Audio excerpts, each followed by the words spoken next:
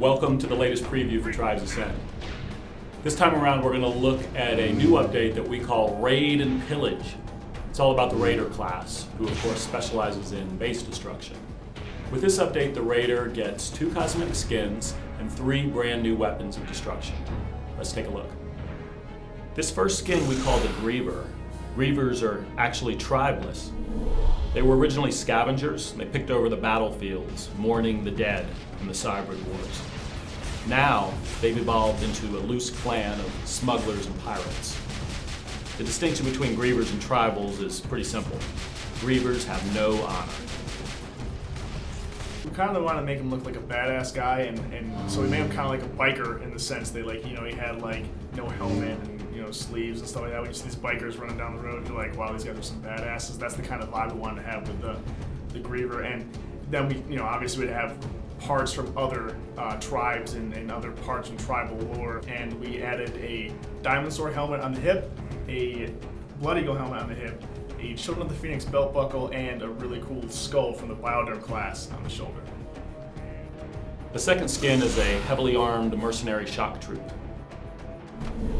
Mercenaries are also tribeless, but they can be counted to act with honor, at least until their contract ends.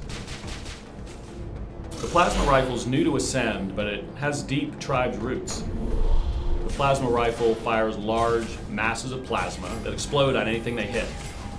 They don't deal as much damage, and they have a smaller explosion radius compared to a spin fuser, but a high rate of fire and a large projectile. It was important to bring the plasma gun back into Tribes Ascend because it was one of those iconic weapons along with the spin fuser that we thought the Tribes vets would really appreciate. We wanted to make sure that the plasma gun maintained that same kind of silhouette, same shapes that the old one did, because we really wanted to carry over that kind of nostalgia for the Tribes vets.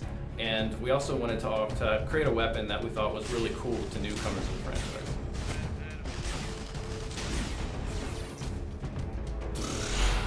The NJ5B, it's a variant of the Raider's popular NJ4 rifle.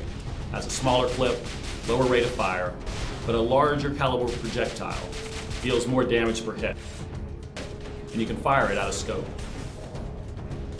Use the NJ5B to deal the final blow or big damage at range. Finally, the cluster grenade. This grenade actually explodes into 5 tiny bomblets, each one dealing explosive damage plus knockback. It's great for base destruction or area denial. You can spread damage over a huge radius by throwing it high, or more focused when thrown short. Look to the cluster grenade to clear out those enemy gen rooms, destroy base assets, or hold your point in capture and hold. Thanks for checking out this preview of Raid and Pillage. We look forward to seeing you on live.